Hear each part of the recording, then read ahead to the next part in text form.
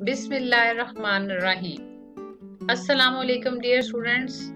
आज के लेक्चर में हम सबक कौमी इत्तफाक जो कि असनाफ नस्र के एतबार से एक मजमून है और इसके मुसन्निफ का नाम सर सैयद अहमद खान है के मश्की सवालात के हल की मश्क करेंगे। जी तो स्टूडेंट, सबसे पहले हम कुछ मुश्किल अल्फाज पर एक नज़र डालेंगे ताकि सवालात के जवाबात समझने में आपको किसी किस्म की मुश्किल ना हो।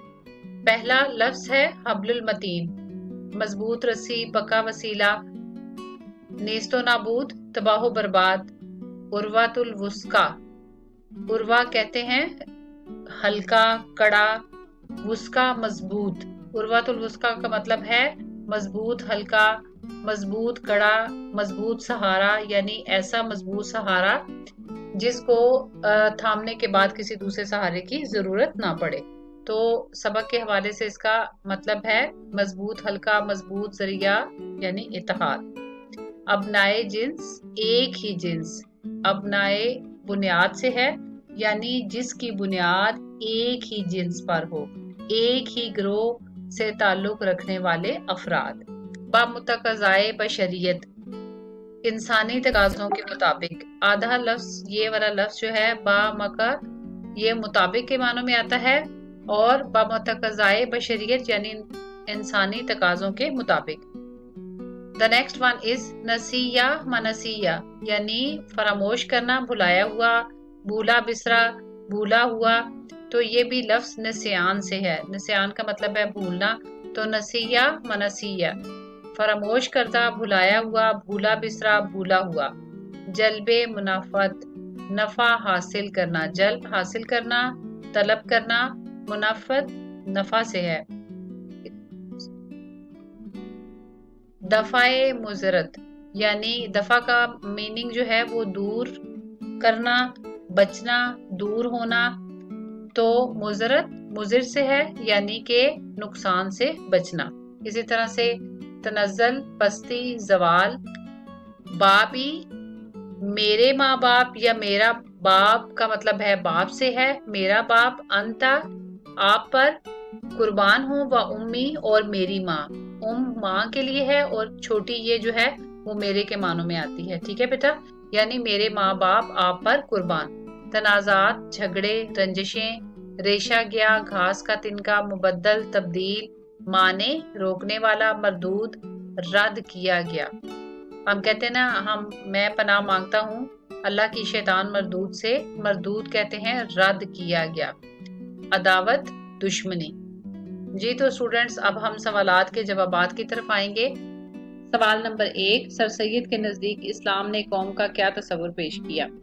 वैसे तो आप इसका शॉर्टली जवाब भी लिख सकते हैं कि सर सैयद के नज़दीक इस्लाम ने कौम का नहायत वसी तस्वुर पेश किया है। इस्लाम किसी से नहीं पूछता कि वो तुर्क है या ताजिक, वो अफ्रीका का रहने वाला है या अरब का, वो चीन का बाशिंदा है या माचीन का, वो पंजाब में पैदा हुआ है या हिंदुस्तान में, यानी वो किस नेशनैलिटी से ताल्लुक रखता है या वो बाय बर्थ जो है वो कहाँ से ताल्लुक रखता है, और वो काले रंग का है या गोरे रंग का, ये बल्कि जिसने किसी उर्वतुल वुस्का कलमा तौहीद को मुस्तहकम किया वो एक कौम हो गया। लेकिन ये सारा पैराग्राफ जो आपके सामने मैंने रखा है, इसमें मैं थोड़ा सा आपको गाइड कर दूं कि इस तरह से अगर आप अपने सवाल का, वैसे तो आप इतना भी लिखते हैं तो ये भी बोर्ड की रिक्वायरमेंट पूरी हो जाती है, क्योंकि बोर्ड की रिक्वायरमेंट है कि आपका जवाब 3 से 4 लाइनों पर मुश्तमिल होना चाहिए। लेकिन थोड़ा सा मैं आपको कॉन्सेप्ट क्लियर करके समझा दूं कि आप इसको इस तरीके से भी डिफाइन कर सकते हैं कि ज़माने दराज से, जैसे कि मैंने यहाँ पे थोड़ा सा अंडरलाइन भी कर दिया है कि ज़माने दराज से कौमों का शुमार किसी बुजुर्ग की नस्ल में होने या किसी मुल्क का बाशिंदा होने से होता था। जब आप ये और ये जो सेंटेंस मैंने अंडरलाइन किया है ये और ये लिखते हैं तो ये ना सिर्फ आपका खुद अपना कॉन्सेप्ट क्लियर हो जाता है, बल्कि एग्जामिनर को भी पता चलता है कि आपने कितने अच्छे तरीके से लेसन को समझा। सर सैयद अहमद खान के नुक्ता नज़र जो कि वो कहना चाहते थे उसको समझा और आपकी लेसन पर ग्रिप कितनी अच्छी है। जी तो स्टूडेंट्स, अब हम प्रॉपर जवाब की तरफ आते हैं कि ज़माने दराज से कौमों का शुमार किसी बुजुर्ग की नस्ल में होने या किसी मुल्क का बाशिंदा होने से होता था। लेकिन सर सैयद अहमद खान के नज़दीक इस्लाम ने कौम का जो है बहुत वसी तस्वुर پیش کیا، اور وہ کیا کہ حضرت محمد صلی اللہ علیہ وآلہ وسلم، یہاں پہ آپ یہ لکھیں گے لیکن سر سید کے نزدیک حضرت محمد صلی اللہ علیہ وآلہ وسلم نے اس تفرقہ قومی کو جو صرف دنیاوی اعتبار سے تھا، دنیاوی اعتبار سے وہ کیا تھا کہ قوموں کا شمار کسی بزرگ کی نسل سے، کہ کوئی شخص کس بزرگ کی نسل سے تعلق رکھتا ہے، کس اعلیٰ خاندان سے تعلق رکھتا ہے، یا کتنے بڑے یا کس ترقی یافتہ ملک یا کتنے سٹرونگ بیک گراؤنڈ ملک سے تعلق رکھتا ہے۔ تو اسلام نے جو دنیاوی اعتبار سے یہ ایک انسان کی پہچان تھی اس کو مٹا دیا اور ایک روحانی رشتہ قائم کر دیا جو ایک حبل المتین لا الہ الا اللہ محمد رسول اللہ سے مضبوط تھا۔ اس کے بعد آپ یہ لکھیں گے لہٰذا یا جس کی روح سے، لہٰذا کی بجائے بھی آپ لکھیں جس کی روح سے اسلام کسی سے نہیں پوچھتا کہ وہ ترک ہے یا تاجک۔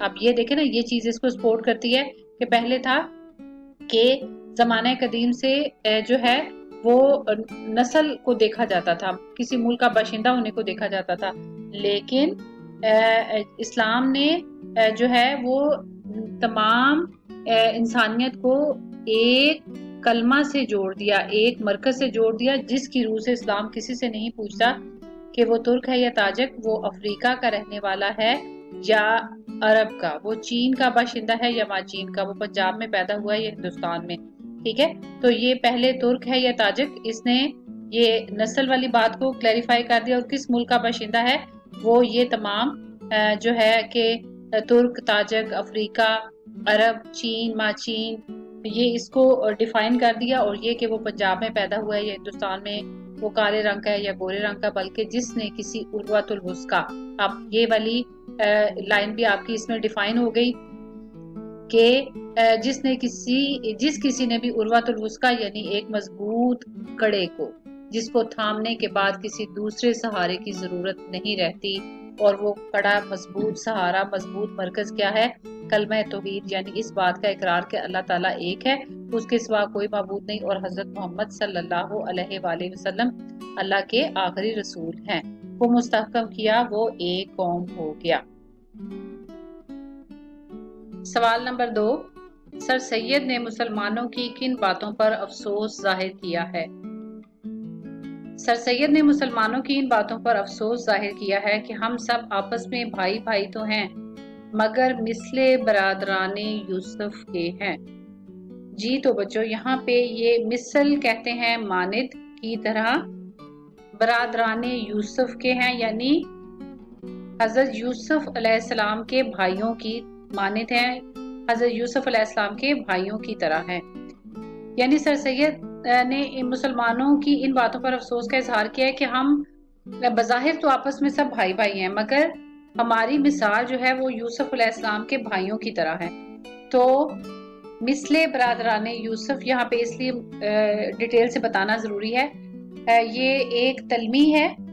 تلمیح کے بیٹا لغوی معنی ہے کسی چیز کی طرف اشارہ کرنا، لیکن اصطلاح میں نظم یا نثر میں ایک لفظ یا چند الفاظ کے ذریعے کسی مشہور واقعے یا تاریخی سانحے کی طرف جو ہے اشارہ کرنا تلمیح کہلاتا ہے۔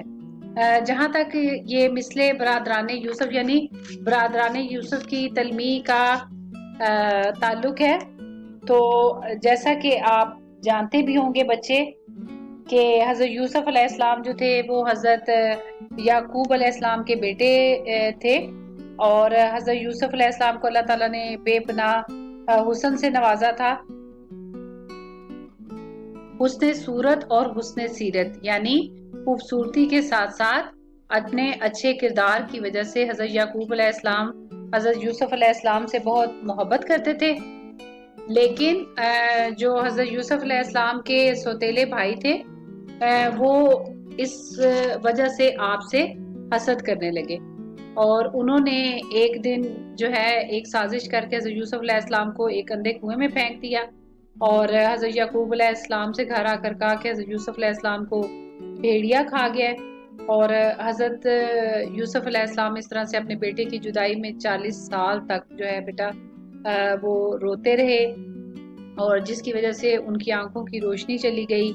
پھر اس طرح سے 40 سال کے دوران کئی انقلابات زمانہ یعنی عروج و زوال اور بے پناہ मुश्किलें और मुसीबतें देखने के बाद हज़रत यूसुफ अलैहिस्सलाम बिलाखिर जो थे वो बादशाह मिस्र बने और फिर उन्होंने अपना कुर्ता अपने वालिद साहब को भेजा, जिसको आँखों से जब उन्होंने लगाया तो उसकी खुशबू से उनको अंदाज़ा हो गया कि ये कुर्ता जो है वो इससे मेरे बेटे की खुशबू आ रही है और वो जिंदा है। और फिर इस तरह से उनकी आंखों की रोशनी, उनकी आंखों की बिनाई वापस आ जाती है।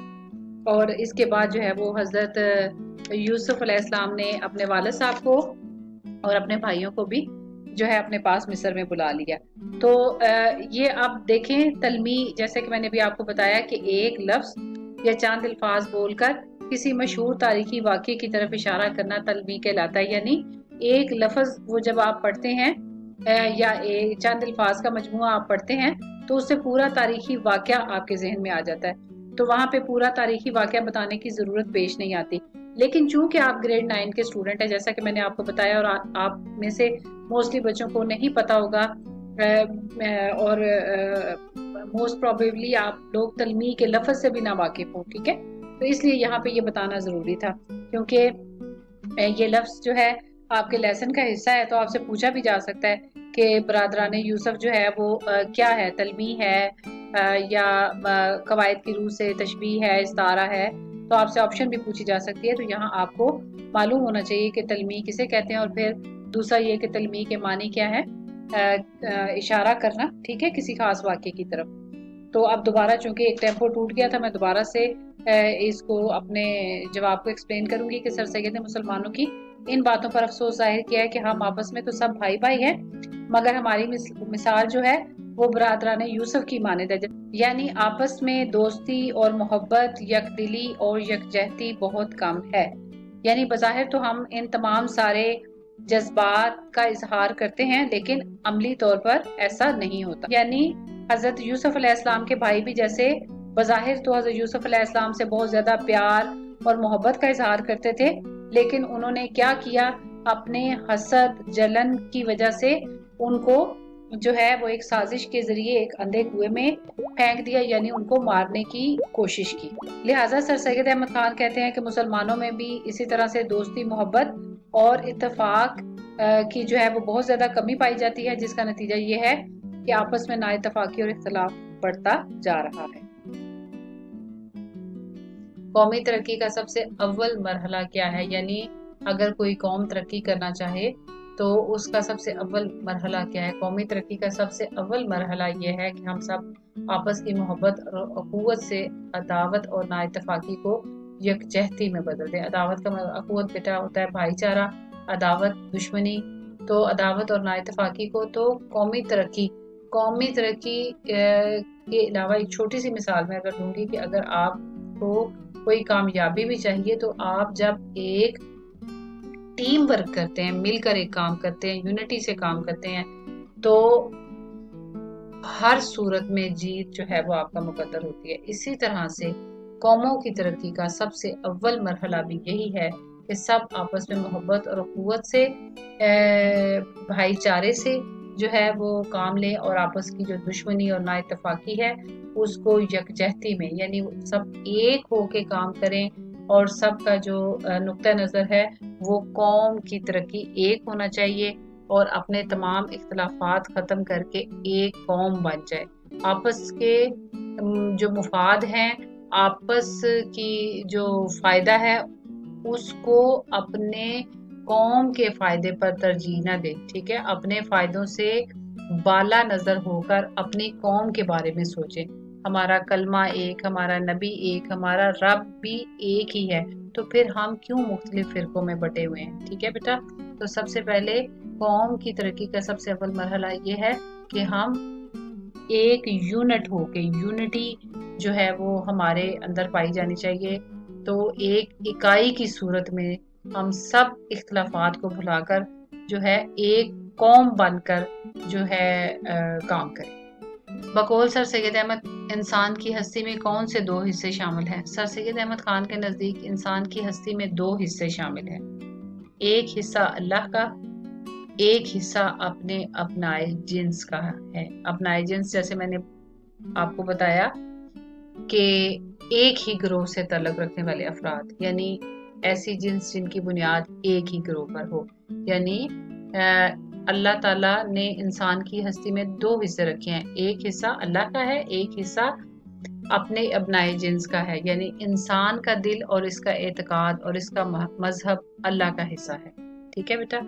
تو یعنی انسان کا جو دل ہے، اس کا اعتقاد اور اس کا مذہب اللہ کا حصہ ہے. ٹھیک ہے؟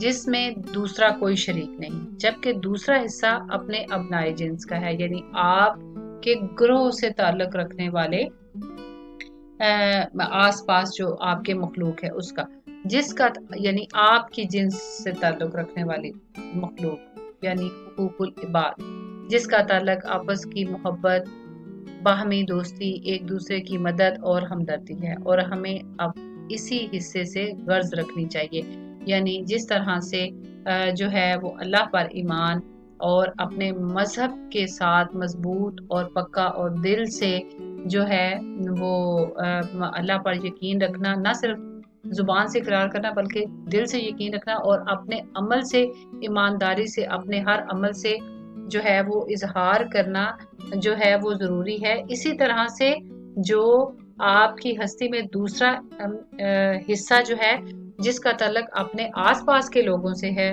حقوق العباد سے ہے، تو اس کے لیے بھی ضروری ہے کہ آپ آپس کی محبت، آپس کی جو دوستی ہے اس میں بھی اتنا ہی آپ خلوص ہونا چاہیے، ایک دوسرے کی مدد کرنی چاہیے، ایک دوسرے سے ہمدردی اور اثار کے جذبات ہونے چاہیے. لہٰذا جس طرح سے ہم اپنے پہلے حصے کو جس کا تعلق اللہ سے ہے اس کو ایمانداری سے نبھاتے ہیں، اسی طرح سے دوسرا حصہ جس کا تعلق اپنی جنس سے ہے اس کو بھی اچھے سے نبھانا اتنا ہی ضروری ہے. جی تو اسٹوڈنٹس، نیکسٹ کویشچن ہے مصنف کے نزدیک قومی ہمدردی کن باتوں کا مجموعہ ہے؟ جی تو بیٹا یہ جو لائنز اس سے پہلے ہیں یہ تو میں نے آپ کے سمجھنے کے لیے جو ہے اس کے ساتھ اٹیچ رہنے دی ہیں. یعنی نہایت افسوس اور نادانی کی بات ہے کہ ہم کسی ایسے امر میں عداوت رکھیں، یعنی ایسے معاملے میں کسی سے دشمنی رکھیں جس کا اثر خود اسی تک محدود رہے، اور ہم کو یعنی جس شخص سے ہم دشمنی رکھ رہے ہیں اور جس بات کی وجہ سے، جس معاملے کی وجہ سے دشمنی رکھ رہے ہیں اس کا اثر خود اس شخص تک محدود ہے، آپ کو اس سے کوئی نقصان نہیں پہنچنے والا.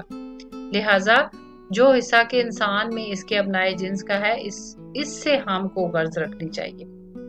جو آپ کے گروہ سے تعلق رکھنے والے جس معاملے کا تعلق آپ سے ہے آپ اسی سے غرض رکھیں. ٹھیک ہے؟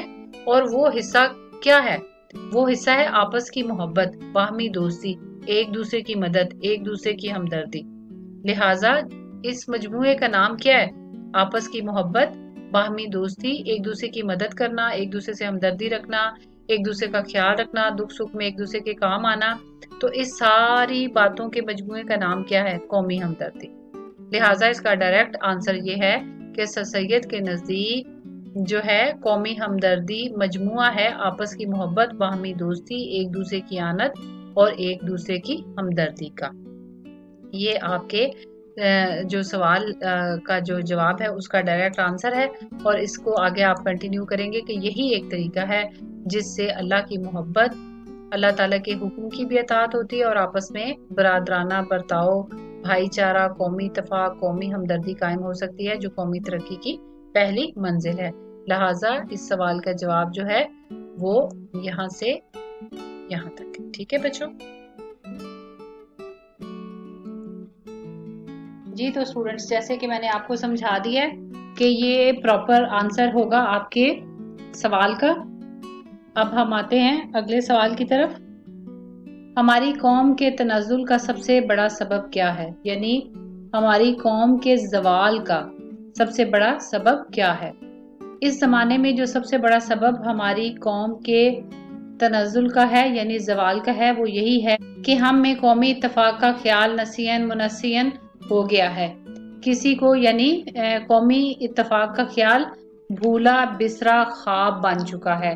یعنی قومی اتفاق کا کانسیپٹ ایسا ہو گیا ہے کہ جیسے یہ ایک خواب ہو.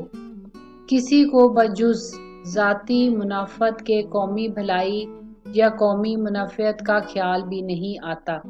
یعنی کسی کو بجز کا مطلب ہوتا ہے سوائے، ذاتی منافعت، منافعت کہتے ہیں منافع کو، یعنی کسی کو بھی اپنے ذاتی منافع کے سوا قومی بھلائی یا قوم کے منافع کا خیال بھی نہیں آتا۔ ہر کوئی اپنے بینیفٹ کے بارے میں سوچتا ہے، اپنے منافع کے بارے میں سوچتا ہے۔ کوئی بھی معاملہ ہے وہ وقتی طور پر اپنا مفاد دیکھتا ہے، اس سے چاہے قوم کا، قوم سے مراد تمام افراد ہے نا بیٹا، ہم سب مل کے ایک قوم ہے نا، تو وہ یہ نہیں دیکھتا کہ اس کی اس فیل کی وجہ سے اس سے آس پاس کے جو جڑے لوگ ہیں ان کو کیا نقصان ہو سکتا ہے۔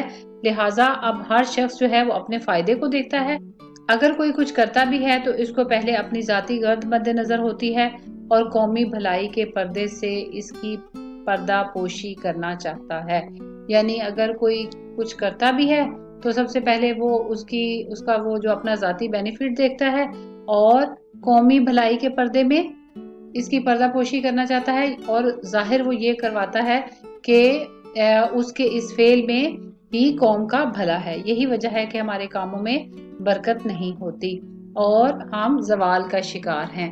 وہ قومیں جو کہ جن میں یونٹی ہے اور جو اس چیز ہر کام میں جو ہے وہ ایمانداری کا، اصول و ضوابط کے خیال رکھنے کا اور اپنے سے ریلیٹڈ جڑے ہر شخص کے حق کا خیال رکھتے ہیں، آپ کے سامنے ہے کہ وہ قومیں آج ترقی کی طرف گامزن ہیں، وہ قومیں ہم سے بہت آگے ہیں۔ مسلمان بھی بیٹا جب اسلام کے اعلیٰ اصولوں پر عمل کرتے تھے، اللہ تعالیٰ کے بنائے ہوئے قوانین پر عمل کرتے تھے، ظاہر ہے بیٹا اسلام بھی تو ہمیں یہی سکھاتا ہے کہ تمام مسلمان جو ہے وہ ایک جسم کی مانند ہے، اس کے کسی ایک حصے کو تکلیف پہنچتی ہے تو پورا جسم جو ہے وہ تکلیف میں مبتلا ہو جاتا ہے۔ لہٰذا بیٹا جب ہمارے اندر سے یہ احساس ختم ہو جائے گا تو رسوائی اور ذلت جو ہے وہ پھر اس قوم کا مقدر بن جاتی ہے۔ قومی ہمدردی کا جوش کیسے پیدا کیا جا سکتا ہے؟ جب تک ہمارے دل میں یہ جوش پیدا نہ ہو کہ جو کام ہم کریں وہ قوم کے لیے کریں، اس سے سب کا فائدہ ہو، نہ ثواب آخرت کے لیے، اس وقت تک قومی ہمدردی کا جوش پیدا نہیں ہو سکتا۔ اب بیٹا اگر ہم صرف اس کا جواب تو صرف اتنا بھی کافی ہے کہ، لیکن ایک تو بورڈ کی ریکوائرمنٹ ہے کہ آپ کا جواب جو ہے وہ 3 سے 4 لائنوں پر مشتمل ہونا چاہیے۔ دوسرا یہ ہے کہ آپ کا جواب اس طرح کا ہونا چاہیے کہ وہ اپنی جگہ پہ مکمل ہونا چاہیے۔ یہاں تک اگر ہم لکھیں گے تو ایک یہ ادھورا جواب ہے۔ اب یہ دیکھیں نا، ایک یہ کہ جو کام ہم قوم کے لیے کریں نہ ثواب آخرت کے لیے، اب اس کا مطلب یہ تو نہیں ہے کہ ثواب آخرت کی کوئی اہمیت نہیں، تو اس چیز کو ہم کیسے ڈیفائن کریں گے کہ سر سید احمد خان کہتے ہیں کہ میرا یہ مطلب نہیں کہ میں ان ثواب کے کاموں کو برا جانتا ہوں کہ یا نعوذ باللہ کے ثواب کی جو ہے وہ کوئی اہمیت نہیں ہے یا ان کی کچھ حقارت کرتا ہوں، یعنی نعوذ باللہ ان کو حقارت کی نظر سے دیکھتا ہوں، ایسا نہیں ہے۔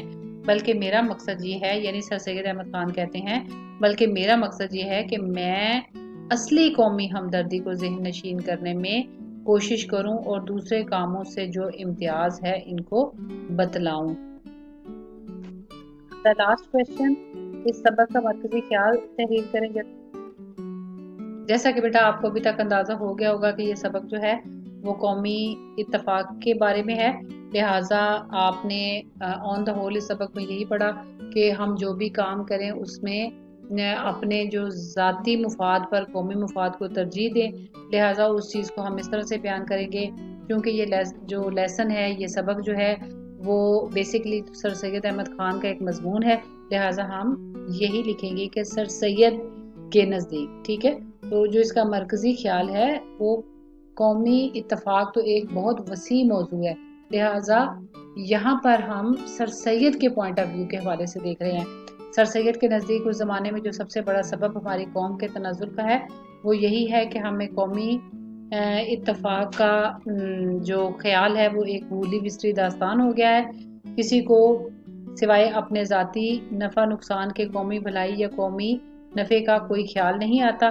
اگر کوئی کچھ کرتا بھی ہے تو اس کو اپنی ذاتی غرض جو ہے وہ مد نظر ہوتی ہے اور قومی بھلائی کے پردے میں وہ اس کی پردہ پوشی کرنے کی کوشش کرتا ہے، اور یعنی جو کام کرتا ہے اس میں اپنی بھلائی کو جو ہے وہ مد نظر رکھتا ہے اور اس پر قومی بھلائی کا لیبل لگا دیتا ہے۔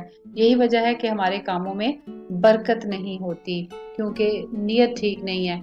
हम जो काम करते हैं वो अपने नफ़े के लिए करते हैं। जब तक हमारे दिल में ये जोश पैदा ना हो कि जो काम हम करें वो कौम के लिए करें, ना कि सवाब आखिरत के लिए, इस वक्त तक कौमी हमदर्दी का जोश पैदा नहीं हो सकता।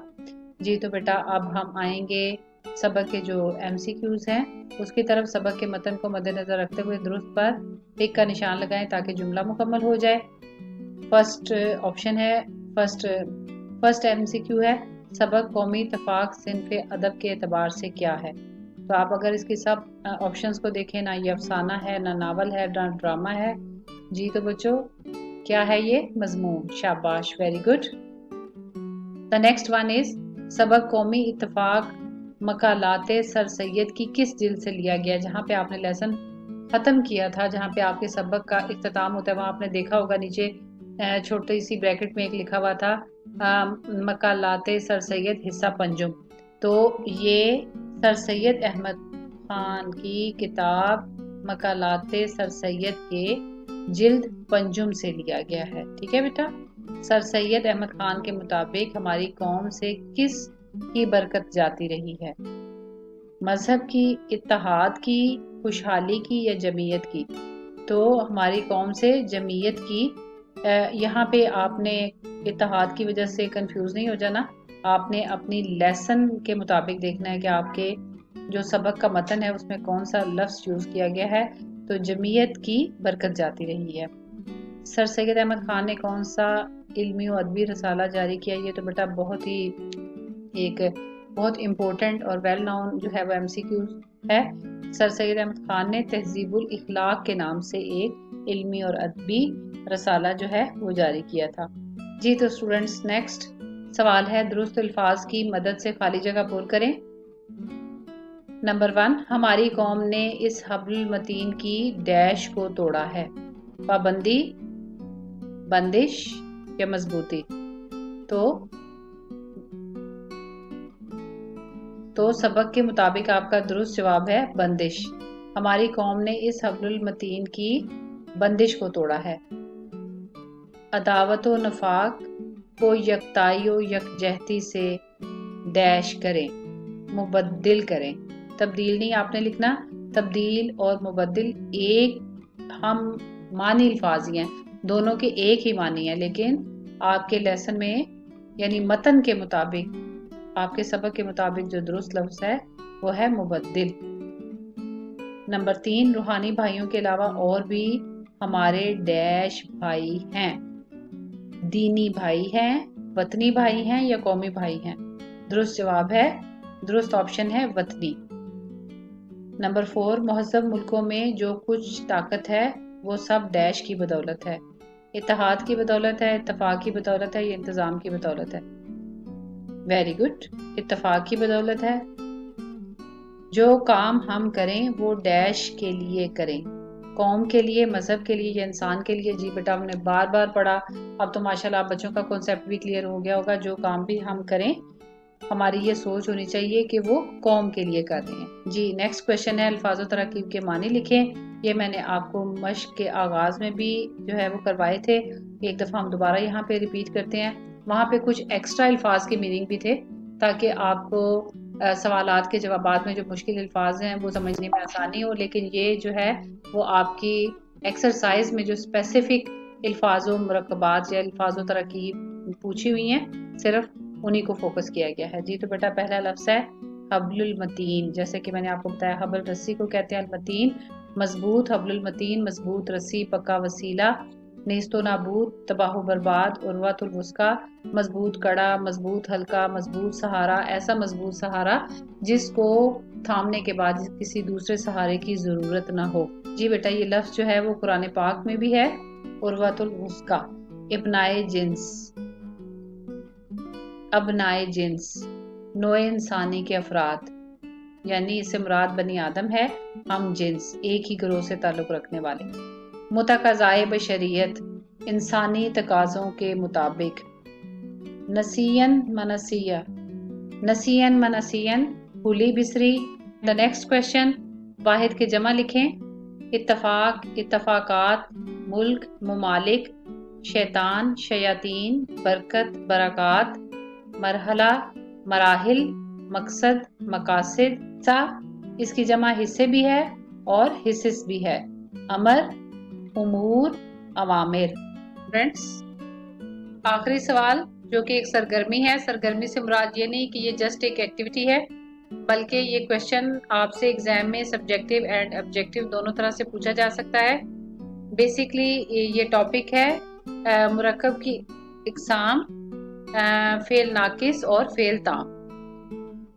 जी तो बच्चों, जब दो या दो से ज्यादा कलमात तरकीब पाएं तो इसे कलाम कहते हैं। यानी जब दो या दो से ज्यादा कलमात जो हैं वो मिलते हैं तो उसे कलाम यानी बातचीत कहते हैं। कलाम की दो किस्में हैं, नाकिस और ताम। अब आपसे ये ऑब्जेक्टिव में पूछा जा सकता है कि कलाम की कितनी किस्में हैं, तो या मुरक्कब की कितनी किस्में हैं बेटा? तो मुरक्कब की दो किस्में हैं, फेल नाकिस और फेल ताम, या मुरक्कब नाकिस और मुरक्कब ताम। कलाम नाकिस वो मुरक्कब है जिससे सुनने वाले को पूरा फायदा हासिल ना हो। अब इसको आप आसान लफ्जों में समझें कि कलाम नाकिस वो मुरक्कब है। अब इसको आप इस तरह से भी याद रख सकते हैं, नाकिस का मतलब है जिसमें नुक्स पाया जाए, इनकम्प्लीट, जिससे सुनने वाले को पूरा फायदा हासिल ना हो और बात नामुकम्मल रहे। यानी जिससे सुनने वाले को आपकी बात पूरी समझ में ना आए और बात नामुकम्मल रहे। जैसे कि मिसाल से आप समझें कि मसलन जैद की किताब, क्या मतलब जैद की किताब, क्या जैद की किताब पढ़ी है, जैद की किताब मुश्किल है, जैद की किताब आसान है, ये जैद की मैथ की किताब है या उर्दू की किताब है। तो इससे समझने वाले को बात पूरी तरह से समझ में नहीं आती, बात में एक अधूरापन है। इसी तरह से खालिद का सबक, तो क्या खालिद का सबक, खालिद का सबक जो है वो मुश्किल था, आसान था, खालिद ने सबक सुनाया, नहीं सुनाया, तो इससे भी बात जो है वो अधूरी है। तो लिहाजा कलाम नाकिस वो कलाम है जिससे समझने वाले की बात, कलाम कहते हैं बात को, गुफ्तगू को, जिससे सुनने वाले की बात जो है वो पूरी तरह से समझ में ना आए। जैसे कि मैंने आपको कहा है कि जहन में आप इसको ये कि आपको कंफ्यूजन ना हो कि ताम और नाकिस में क्या फर्क है, तो इसके लिए आप एक जहन में क्लू रख सकते हैं, नाकिस नुक्स से है, नामुकम्मल, जिससे बात पूरी तरह से समझ में ना आए। इसी तरह से इन कलमात से सुनने वाले तक बात मुकम्मल नहीं पहुंचती, यानी जो लिसनर है उसको आपकी बात मुकम्मल तौर पर समझ में नहीं आती। यानी कलाम नाकिस से जब आप कहते हैं जैद की किताब, आयशा का कमरा, खालिद की बिल्ली, खालिद का सबक, तो ये ऐसे जुमले हैं जो इनकम्प्लीट है, जिनमें नुक्स है। लिहाजा ऐसे मुरक्कब जुमलों को, ऐसे मुरक्कब जो ऐसी नाकिस जो गुफ्तगू होगी उसको आप कलाम नाकिस कहते हैं, और वो किसी मजीद बयान का मुंतज़िर रहता है। आप दोबारा इसको फ्लो के साथ पढ़ेंगे कि कलाम नाकिस वो मुरक्कब है जिससे सुनने वाले को पूरा फायदा हासिल ना हो और बात नामुकम्मल रहे। मसलन जैद की किताब, खालिद का सबक, इन कलमात से सुनने वाले तक बात मुकम्मल नहीं पहुंचती और वो मजीद किसी बयान का मुंतज़िर रहता है। अब इस सेंटेंस का मतलब क्या है, मैंने आपको तोड़ तोड़ के एक एक जो है ना छोटा छोटा सेंटेंस समझाया है, ताकि आपने जब इसकी डेफिनेशन जाहिर है एज इट इज याद करनी है, क्योंकि इसकी कोई भी स्टेटमेंट ऑब्जेक्टिव में आपसे पूछी जा सकती है। और इसी तरह से जब शॉर्ट आंसर क्वेश्चन में आए तो चूंकि ये आपके सिलेबस का हिस्सा है, लिहाजा आपको इसको एज इट इज याद करना है। तो अगर आप कुछ समझ के पढ़ेंगे तो आपको याद करने में भी आसानी रहेगी। तो इन कलमात से सुनने वाले को बात मुकम्मल नहीं पहुंचती और वो मजीद किसी बयान का मुंतज़िर रहता है, यानी वो अगली बात सुनने का मुंतज़िर रहता है। जैसे आप इसी मिसाल को ले, तो अगर आप छोटी सी बात कह के छोड़ दे खालिद का सबक, तो दूसरा सुनने वाला मुंतज़िर रहेगा कि आप आगे बात करें कि खालिद का सबक मुश्किल था, आसान था, खालिद का सबक मैंने नहीं सुना। तो सुनने वाला आपकी अगली बात, अगले बयान का मुंतज़िर रहता है, ठीक है, वो इस चीज का मुंतज़िर रहता है कि आप बात मुकम्मल करें।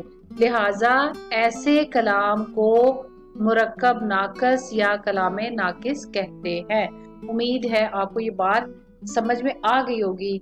ये इसमें ऐसी कोई मुश्किल चीज नहीं है, यानी कलाम नाकिस वो मुरक्कब है जिससे सुनने वाले को पूरा फायदा हासिल ना हो और बात नामुकम्मल रहे।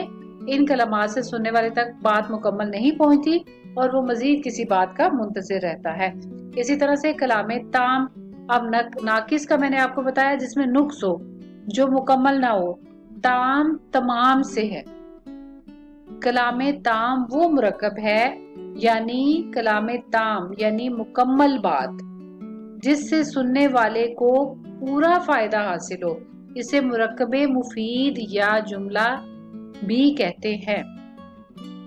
इसे मुरक्कबे मुफीद या जुमला भी कहा जाता है। अब बेटा जुमला क्या होता है? जुमले का मतलब ही यही है कि जिससे बात पूरी समझ में आ जाए। जुमला अपनी जगह मुकम्मल होता है। अब ये जुमला तो नहीं है ना खालिद का सबक, ये तो सिर्फ 3 अल्फाज का एक मजमुआ है, ठीक है, मुरक्कब अल्फाज है, ठीक है। लेकिन जुमला जो है वो जुमले की डेफिनेशन है कि जिससे सुनने वाले की बात मुकम्मल तौर पर समझ में आ जाए, ठीक है। इसी तरह से कलाम ताम से मुराद है मुकम्मल, तमाम मुकम्मल बात, यानी कलाम ताम वो मुरक्कब है जिससे सुनने वाले को पूरा फायदा हो, यानी जो बात सुन रहा है उससे आपके सेंटेंस से, आपकी बात से पूरा फायदा हासिल हो, उसको आपकी बात मुकम्मल तौर पर समझ आ रही हो कि आप उसे क्या कहना चाहते हैं। तो जो कलाम ताम है उसे मुरक्कबे मुफीद यानी मुफीद बात तो वही होती है ना जो फायदा दे, या जुमला। तो जुमले की डेफिनेशन भी यही है कि जिससे सुनने वाले की बात पूरी तरह से समझ आए। तो ये भी बात आपने याद रखनी है। एमसीक्यूज में आपसे पूछा जा सकता है कि कलाम ताम को डैश भी कहते हैं, मुरक्कबे मुफीद भी कहते हैं और या जुमला भी कहते हैं। तो आपको पता होना चाहिए कि कलाम ताम, मुरक्कबे मुफीद या जुमला तीनों एक ही चीज के नाम है। ये मैंने आपको बहुत इम्पोर्टेंट बात बताई है। इसको आप जिस तरह से भी अपने लिए हाईलाइट करना चाहते हैं उसको जो है क्लू के लिए याद रखें। कलाम ताम को नंबर 1 हो गया, मुरक्कबे मुफीद भी कहते हैं और जुमला भी कहते हैं। अब इसकी मिसाल क्या है? जैसे जैद की किताब मेज पर है। अब इसी मिसाल को हमने लिया। यहाँ पे जब आप देखें जैद की किताब, तो इसमें नुक्स था, ये नाकिस थी, बात समझ में नहीं आई कि जैद की किताब क्या। आप अगली बात के मुंतजिर थे, इंतजार कर रहे थे। अब अगली बात जब हमने मुकम्मल की कि जैद की किताब मेज पर है, तो ये नाकिस से कलाम ताम बन गया। कलाम नाकिस यानी नुक्स वाली बात, नामुकम्मल बात से कलाम ताम मुकम्मल, तमाम मुकम्मल बात बन गया, मुफीद बात बन गया, मुफीद जुमला बन गया, जिससे सुनने वाले पर बात पूरी तरह से वाज़ेह हो गई कि जैद की किताब मेज पर है। नेक्स्ट, खालिद का सबक अधूरा रह गया। यहाँ पर जैसे ये एक मुरक्कब आपने कलाम नाकिस देखा कि खालिद का सबक, तो आगे आपके जहन में बात अधूरी थी, आप इस चीज के मुंतजिर थे, इंतजार कर रहे थे कि बात मुकम्मल हो, तो खालिद का सबक अधूरा रह गया। अब यहाँ पर आपको पूरी बात समझ आ गई है कि बताने वाला आपको ये बताना चाहता है कि खालिद का सबक अधूरा रह गया। लिहाजा इस जुमले को सुनने के बाद आपके जहन में कोई तिश्नगी नहीं रही।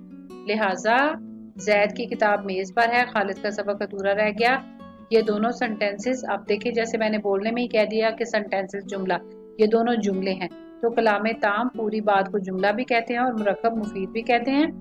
मुरक्कब मुफीद यानी वो मुरक्कब जिससे सुनकर सुनने वाले को फायदा हो, यानी उसको बात पूरी तरह से समझ में आ जाए।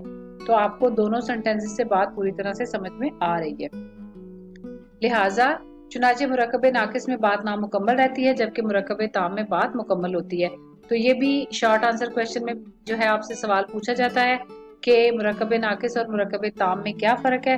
तो आप पहले मुरक्कब नाकिस की डेफिनेशन लिखेंगे, फिर मुरक्कब ताम की डेफिनेशन लिखेंगे, और आखिर में ये लिखेंगे कि मुरक्कब नाकिस में बात नामुकम्मल रहती है, जबकि मुरक्कब ताम में बात मुकम्मल होती है। अब नेक्स्ट आपको आगे ये वाली एक्टिविटी दी गई है कि आप अपने उस्ताद साहब की मदद से सबक में मुरक्कब नाकिस की चंद मिसालें तलाश करें। इसलिए मैंने सवालात के जो जवाबात हैं और जो मुकम्मल मश्क है वो आपको इस अंदाज में एक्सप्लेन की है کہ آپ کو اس کو صرف رٹا لگا کے یاد کرنے کی ضرورت نہ پیش آئے، اور نہ ہی آپ کو ایسا لگے کہ یہ لیسن بہت بورنگ ہے اور سر کے اوپر سے باتیں گزر رہی ہیں۔ اگر آپ لیکچر کو اچھے سے سمجھ کے پڑھیں گے تو آپ کے لیے کچھ بھی مشکل نہیں ہے، اور اس میں کوئی ایسی بات نہیں ہے کہ جو سمجھ میں نہ آنے والی ہو، بلکہ اس میں آپ نے سیکھا کہ جو ہے قوم کی کامیابی کس طرح سے ممکن ہے، اور کون سی چیز کون سی باتیں جو ہے وہ قوموں کے زوال کا سبب ہے، اور کیا چیز ہم اپنائیں، یعنی کہ اتفاق، قومی اتفاق ایسی جو ہے وہ خوبی ہے، ایسی طاقت ہے جس کی بنا پر جو ہے وہ قومیں عروج کی طرف جاتی ہیں۔ اس کے علاوہ آپ نے مختلف یعنی جیسے خالی جگہ پر اور چوز دا کریکٹ آنسر کی مدد سے بھی اپنے سبق کی مشق کی، اور آخر میں آپ نے مرکب ناقص اور مرکب تام جو ہے اس میں ان کی ڈیفینیشنز اور اس میں فرق کو سیکھا۔ امید ہے آپ کو آج کا لیکچر اچھے سے سمجھ میں آ گیا ہوگا۔ دعاؤں میں یاد رکھیے گا۔ اجازت دیجیے، اللہ حافظ۔